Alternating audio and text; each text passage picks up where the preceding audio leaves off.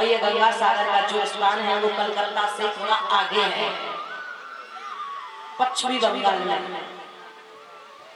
तभी तो कहते हैं सारे तीर्थ बार बार और गंगा सागर एक बार। उस गंगा सागर का स्नान मनुष्य को जीवन में एक बार जरूर करना चाहिए, जरूर करना चाहिए अगर मनुष्य बने हो तो। चाहे तीर्थ में कितनी बार भी कर लो, हरिद्वार काशी विश्वनाथ सब जगह जाओ, लेकिन इन सबसे बढ़कर के है गंगा सागर, जहाँ गंगा का और सागर का दोनों का मिलन हो रहा है। जहाँ गंगा ने जो राजा सागर के 60,000 पुत्र थे ना, जो शापित हो चुके थे, वही तो उनका उद्धार किया है सागर के पुत्रों का, गंगा जी। वहाँ उसी गंगा सागर में एक ऐसा दिव्य मंदिर है, गंगा सागर का स्नान मकर संक्रांति वाले दिन का है, बताया गया है पुष के महीने में। और बताया है कि मकर संक्रांति वाले दिन वो मंदिर प्रकट होता है अंदर जल में से, और जल में से प्रकट होकर के सब लोग उसका दर्शन करते हैं। और होता है क्या, उसके बाद मकर संक्रांति गई और उसके बाद में वो मंदिर अंदर जल में ही समाप्त हो जाता है, यानी जल में ही अंदर विलीन हो जाता है, जल में ही समा जाता है। कहाँ जाता है कहाँ नहीं जाता इसकी था आज तक कोई नहीं लगा पाया है। अंदर जल में से ही समुद्र में से प्रकट हुआ और समुद्र में ही समा गया। यही तो दिव्य शक्तियां हैं, यही तो दिव्य स्थान है, ऐसे तो दिव्य धर्म स्थान है। ये चीज देखने लायक है, अंदर जल में से प्रकट हुआ, जल में ही समा गया। तो ऐसे स्थान के जीवन में एक बार दर्शन जरूर करने चाहिए। उसके बाद बताया है आगे कथा आती है, फिर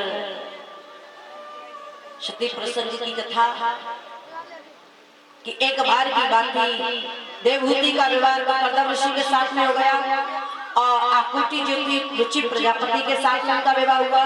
जो प्रसूति कन्या थी उनका विवाह दक्ष प्रजापति के साथ में हुआ था। ये दक्ष प्रजापति कौन है? ये वही दक्ष प्रजापति हैं जिन्होंने अपनी बेटी भोलेनाथ जी को ब्याही थी सती। 16 कन्याएं थी दक्ष प्रजापति की, 13 धर्म को दे दी, एक भोलेनाथ जी को दे दी और एक पुरुष को दे दी और एक अग्निदेव को दे दी। प्रजापति की पदवी मिली थी। जो भी यज्ञ अनुष्ठान होते थे तो उसमें राजा दक्ष की सलाह ली जाती थी। एक बार की बात थी, एक यज्ञ के बारे में चर्चा चल रही थी तो सभा जमी हुई थी। उसमें सब बैठे देव देवी या देवता बगैर बैठे हुए थे। राजा दक्ष भी सभा में आते तो सबने उनका खड़े होकर के सम्मान किया है।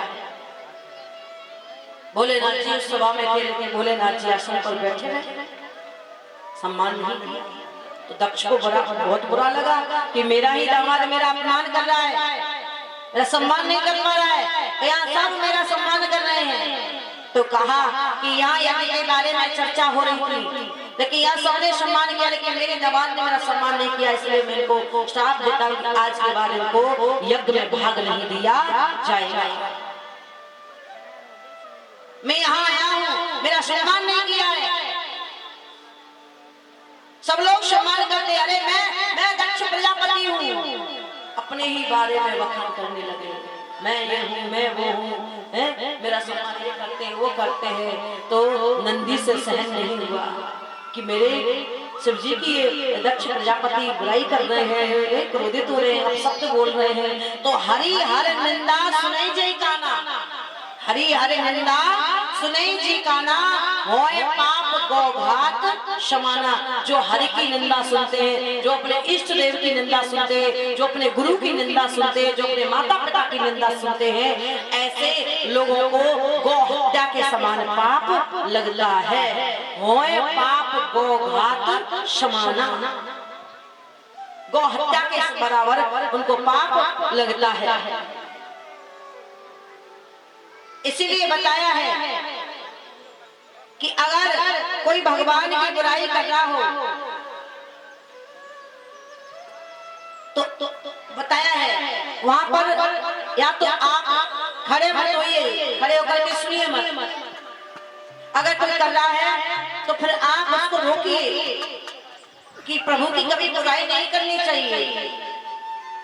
तो नंदी से ये शब्द सहन नहीं हुए, भोलेनाथ जी की बुराई सहन नहीं हुई, तो नंदी ने कहा तेरा इतना सुंदर मुख है और ब्रह्मा जी ने तुझे प्रजापति की पदवी दी है, ये तुझे इतना बड़ा बनाया है कि यज्ञ अनुष्ठान वगैरह में समय तेरी सलाह ली जाती है, और इतना बड़ा होने के बावजूद भी तू ना तुच्छ बातें कर रहा है, थोड़ा सा सम्मान नहीं किया तो तुझे इतना बुरा लगा, तुझे इतना बुरा लगा। इतना सुंदर मुख होने के बावजूद में तुझे क्या बकरे की तरह मैं लगा रखी है कि मैं ये हूँ, मैं वो हूँ, मैं हूँ। इंसान का मुख होने के बाद में तू मैं करता है। जब मैं तुझे श्राप देता हूँ कि तेरा बकरे का ही मुख हो जा और तू मैं ही करता रहे, ये श्राप नंदी ने दिया।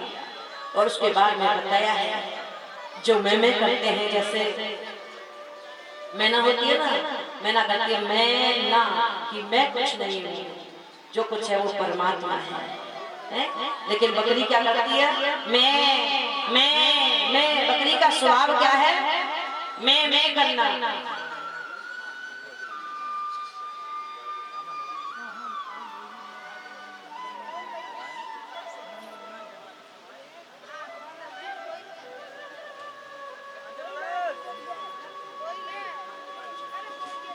और श्रीमती मालती देवी जो कि श्रीमान खुबीराम जी की धर्मपत्नी जी हैं, ये पहले भी 500 रुपए यानी देकर गई थी और 551 रुपए की ये माला भी है। ये कुल मिलाकर के यानी कि 1100 रुपए देती हैं। भगवान सदैव सुख शांति बना करके रखे। जोरदार तालियां बजा करके इनका सम्मान करेंगे। और ये भागवत में भंडारे के प्रति 2100 रुपए 51 किलो गेहूं और 1 टीन रिफाइंड की दे रही है। जोरदार तालियां बजा करके इनका सम्मान किया जाए। ठाकुर जी की सदैव असीम अनुकंपा इनके ऊपर बनी रहे। अन्न धन के ऐसे ही भंडार भरते रहे, ऐसे ही दान पुण्य करते रहे। बोलिए गिरिराज महाराज की। थोड़ी देर के लिए हरि का गुणगान करेंगे और सभी बोलेंगे बड़े आनंद के साथ में। बोली वृंदावन बिहारी लाल